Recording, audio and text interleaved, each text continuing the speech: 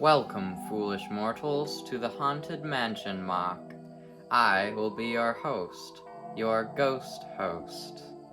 This build comes in at 4 base plates, which is a scary number, and 4,096 studs. Now, look alive as I walk you through the building techniques and special details I have with this build. Here is the entrance. I have it in medium nougat, and it matches the real one in Disney World very nicely. And of course, I have these printed signs out of sticker paper, and they're present in many of my other builds in my Magic Kingdom display.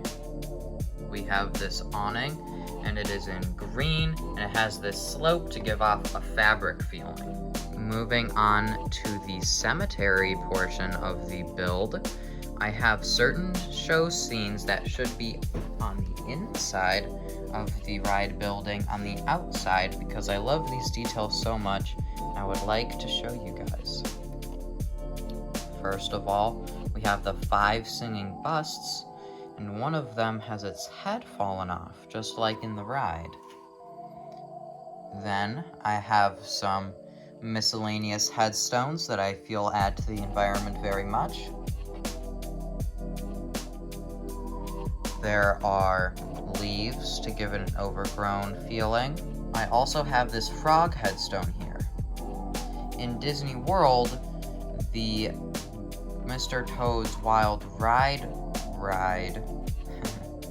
closed down, so they added this gravestone for Mr. Toad in the pet cemetery as you walk out of the Haunted Mansion. Not many people know about this, and I think it's cool, so I made sure to include him. And we also have a mouse and a snake. I don't know how this mouse got here. I didn't place him, so that's cool. Maybe this build is haunted. Moving on to the main build. This is the most detailed and most interesting part of the Haunted Mansion. It's the actual mansion part. So, I'm going to start on the exterior. I have this fence, and it has overgrowth and irregularities that give it this old, broken down feeling. Now moving on, this is my favorite part of the build, but it is also the most fragile.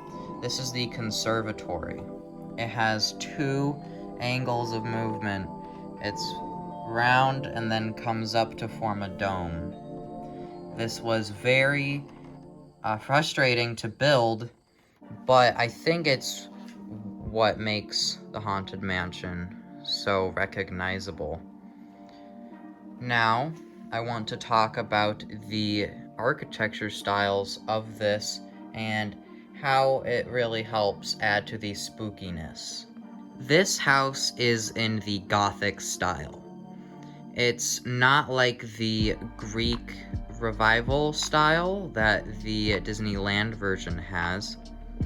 Gothic style is characterized by pointiness with the spires here and all along here. And also these windows, these stained glass windows.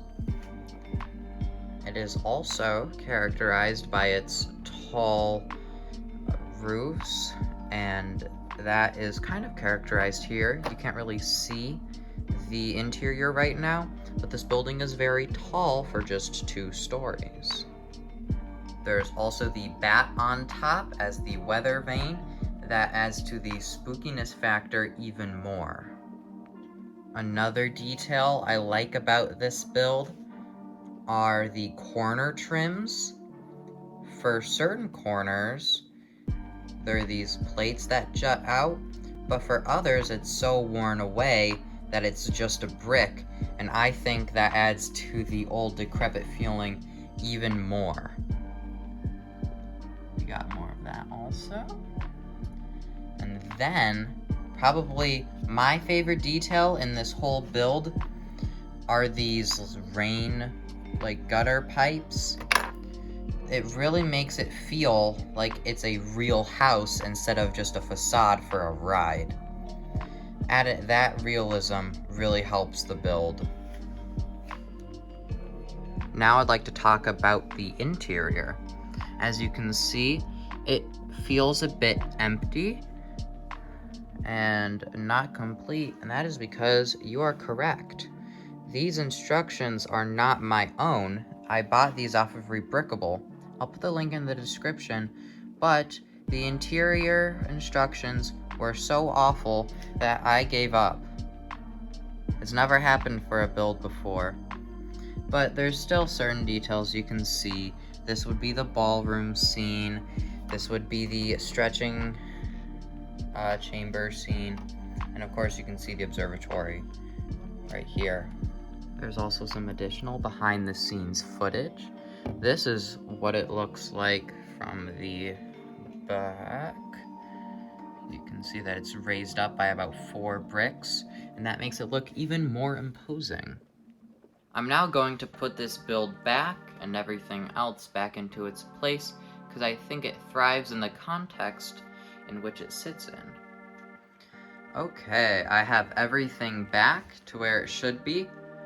As you can see, because I do not have Tom Sawyer Island, there's nothing to separate Thunder Mountain from the Haunted Mansion, so I got to be a bit more creative with the theming, especially with the ground.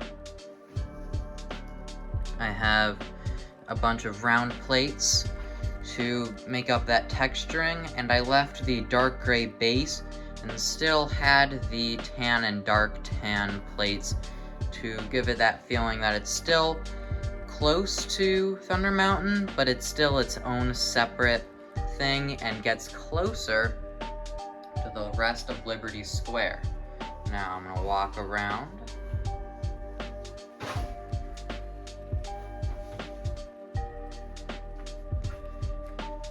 Liberty Square is pretty creatively shaped. Because it's not part of any of the corners of my build, I had to be creative to get that depth to make it seem more real. So I put the Hall of Presidents in this random building, instead of facing forwards, facing to the side, right up against the castle. And I feel like that does very well. Thanks for watching. Please like, comment, and subscribe. Let me know what you like to see, which ride you want to see next, and I will see you next week.